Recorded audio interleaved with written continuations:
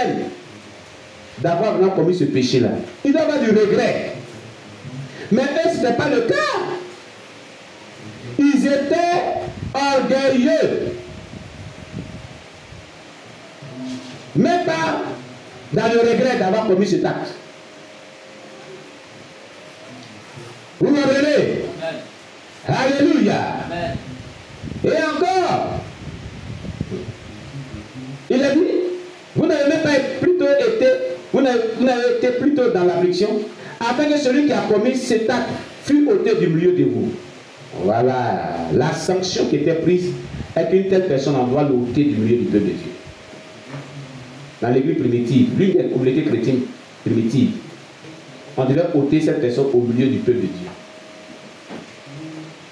Dieu accuse là toute l'assemblée. Ce n'est pas ceux qui ont commis le péché sommaire. On dit vous, on parlait de l'assemblée. L'assemblée chrétienne était orgueilleuse.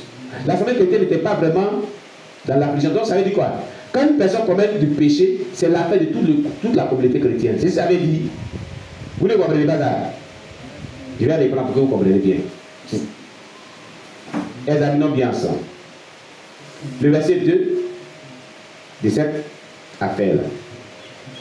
De 1 Corinthiens 5, verset 2. Il a dit, et vous êtes enflés d'orgueil. Vous, on parlait de qui? Les chrétiens de cette assemblée chrétienne. Depuis les premiers responsables qu'on avait déposés sur l'église, tous les membres du conseil, et ceux qui ont commis péché, comme ceux qui n'ont pas commis péché là, ils étaient enflés d'orgueil. Il dit, et vous n'avez pas été plutôt dans l'affliction.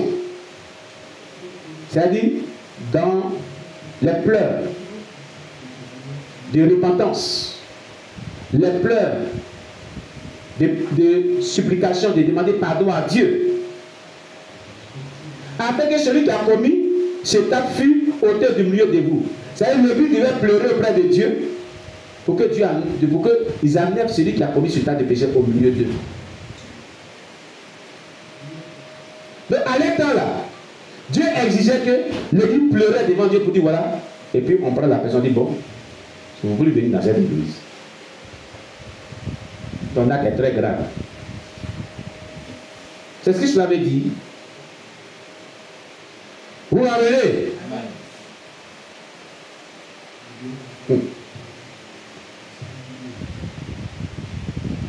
Regardez la sanction que Dieu prenait. Elle était très sévère contre l'église, contre celui qui établit l'église, contre la personne qui a commis l'acte. Donc les gens pensent que quand quelqu'un commet l'impudicité, c'est une affaire de la personne seule. Tout le monde est concerné. Depuis le pasteur et les membres du conseil de l'église et tous les corps de Christ qui sont dans l'assemblée. Tout le monde est concerné. Dieu parle à tout le monde. Donc si dans cette église il y a des personnes qui commettent l'impudicité ou même quelqu'un a commis l'impudicité, c'est une affaire de nous tous. Il faut que le cœur de Dieu soit satisfait. Pour ne pas que Dieu nous sanctionne nous tous. Vous comprenez? Amen. Il faut que le cœur du peuple soit satisfait. Pour ne pas que Dieu sanctionne nous tous. C'est une malédiction. Quand Dieu sanctionne, c'est une malédiction.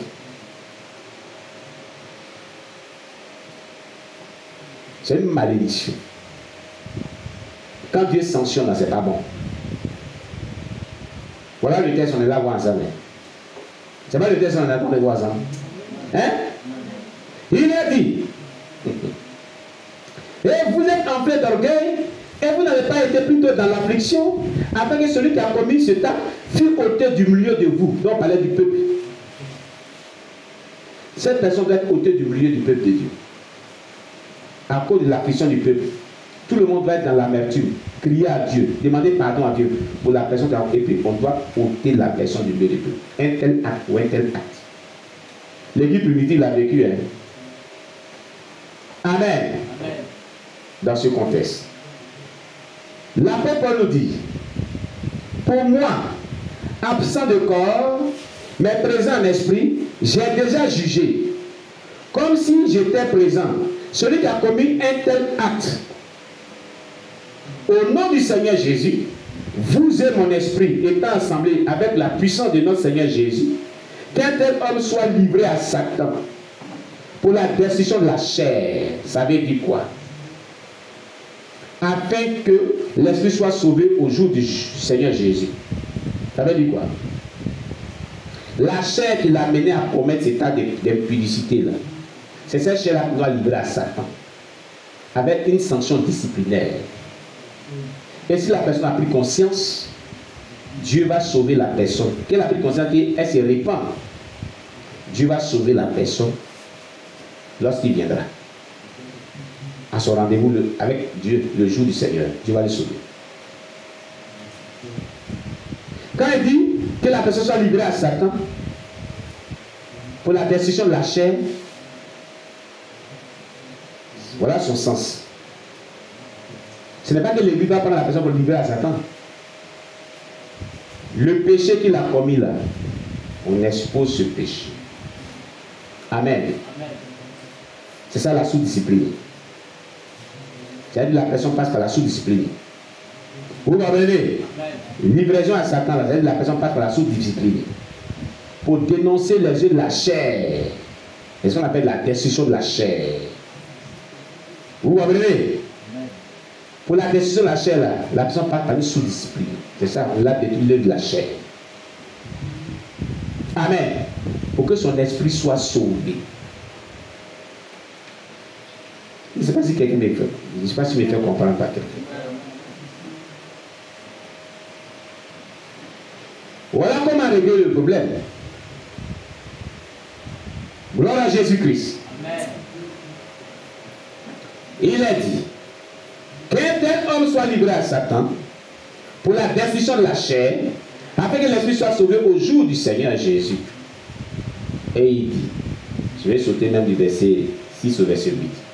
Mais celui-là, ça parle d'un autre sujet. On parle à partir du verset 9 maintenant. Il dit, je vous ai écrit dans ma lettre de ne pas avoir des relations avec des impudiques. C'est à partir de ce moment que l'Église là dit que ne saluez pas la personne, ne rendez pas visite à la personne, ne mangez pas à la personne, que la personne qui est sous discipline ne vient pas même faire son offrande, ne rendez pas en compte avec la personne. Mais regardez ce qu'il a dit. Je vous ai écrit dans ma lettre de ne pas avoir des relations avec les impudiques, non pas d'une manière absolue, c'est-à-dire qu'il doit avoir des relations quand même néanmoins. Quand on dit non pas d'une manière absolue, et si on dit n'avez pas de relation avec la personne de manière absolue, totalement, c'est que vous n'avez même pas avoir de relation avec elle. On dit non pas d'une manière absolue, donc il doit avoir toujours quand même une relation. Voilà où ils commettent l'erreur. Et qu'est-ce qui se passe? On dit non, coupez tout avec la personne, pas de relation. Mais ici on nous dit non pas de manière absolue. Ça veut dire qu'il doit avoir quand même une relation. Parce que si vous coupez tout, la personne va se sentir comme dans le monde. Elle va rétrograder. Elle peut même se suicider. Elle peut même piquer une crise. Oh, dans les assemblées chrétiennes aujourd'hui, la sous-discipline, on coupe toute relation avec la personne selon les décisions du pasteur et du conseil de l'église. Voilà l'erreur qui est commise. Vous avez compris ça aujourd'hui? Vous avez compris ça aujourd'hui? Non pas de manière absolue. Ça veut dire que il y a quand même des sanctions, mais la relation demeure avec la personne, où les personnes sont sous discipline. Et cette relation qui demeure, c'est pourquoi? C'est pour amener la personne à prendre conscience, à la repentance, et amener la personne à se sentir aimée toujours par l'Église. Maintenant, la personne ne sent plus l'amour de l'Église. C'est la persécution qu'elle sent. Elle sent. Dans sa relation avec les membres de l'église. Parce qu'on a dit à l'église, n'est pas en train de faire ceci. L'église est dure avec la personne. L'église devient mauvais avec la personne. La personne a dit, mais je me trouve où? Vous me retournez dans le monde. Où est l'amour du Seigneur? Mais est-ce que l'objectif de la sous-discipline, c'est que la personne retourne dans le monde? Hein? Quand même, cher bien-aimé, voici les textes bibliques sont là. Alléluia. Amen. Comprenons ces vérités bibliques là. C'est pas encore fini. On continue.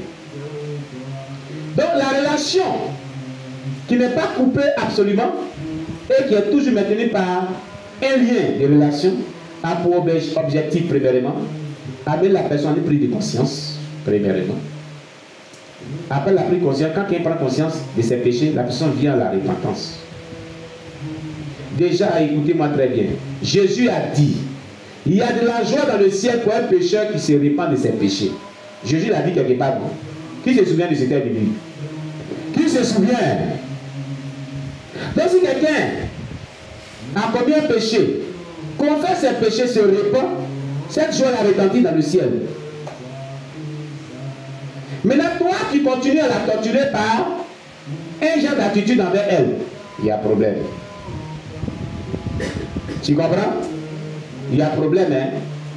Il y a un problème sérieux. Il va se passer. Alléluia. Il y a un problème sérieux qui va se passer, hein? Jésus a dit, il y a de la joie dans le ciel pour un pécheur qui se répand de ses péchés. Donc si la personne commence à se répandre de ses péchés, et que toi de la torture par une sous-discipline qui sort de l'ordinaire comme une torture, attention. Attention. Je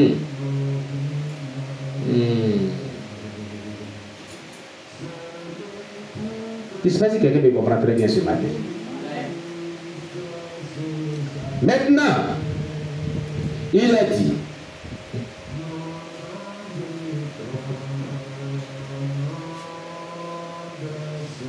je vous écris dans ma lettre de ne pas avoir de relation avec les impudiques, non pas d'une manière absolue, avec les impudiques de ce monde. De ce monde. Ou avec les cupides et les ravisseurs, ou avec les idolâtres.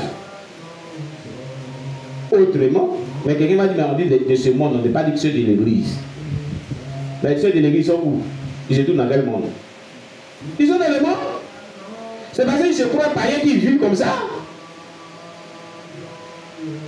Sinon, dans le Seigneur, ça ne se fait pas. C'est une interdit. Le Seigneur, il priait, il pleurait devant la face de Dieu ce matin. Entre 4, 5 et 6 heures, quand il préparait mon culte. Pour des personnes, il plaidait auprès de Dieu. Pour des personnes qui ont commis l'impudicité.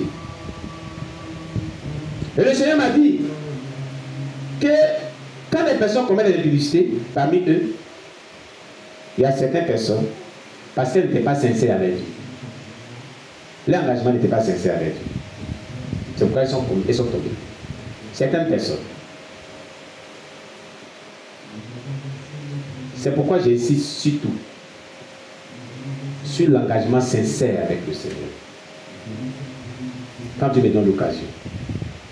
Quand vous engagez sur Dieu, soyez sincères. La sincérité de votre cœur vous couvre de tout, vous protège de tout ce qui est mauvais. Mais quand vous n'êtes pas sincère, c'est comme si vous n'êtes pas totalement engagé vers Dieu. Vous ouvrez des failles, des portes, et vous êtes vraiment exposé au diable.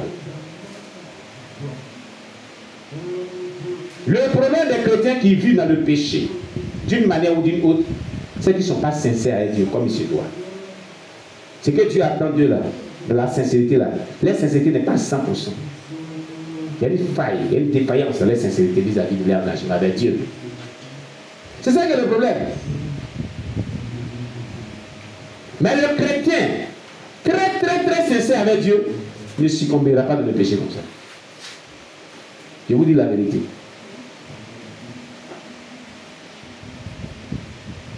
Ne succombera pas dans le péché. Dieu le sauvera toujours de ce genre de choses. Mais c'est parce que l'engagement n'est pas sincère, véritable avec Dieu. C'est pourquoi cela arrive. Alléluia.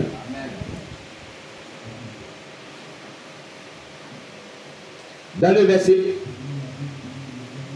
11, il est dit, maintenant, ce que je vous ai écrit, c'est de ne pas avoir de relation avec quelqu'un qui se nomme frère. Donc il est un frère en Christ, ou même quelqu'un qui se nomme une soeur en Christ. Quand on dit frère là, c'est-à-dire il n'est pas du monde païen, il est dans l'église, il se nomme un frère en Christ. Elle n'est pas du monde païen, mais elle est dans l'église, elle se nomme une soeur en Christ. Et ça veut dire. Donc tu as pris l'étiquette de chrétien. Tu dis que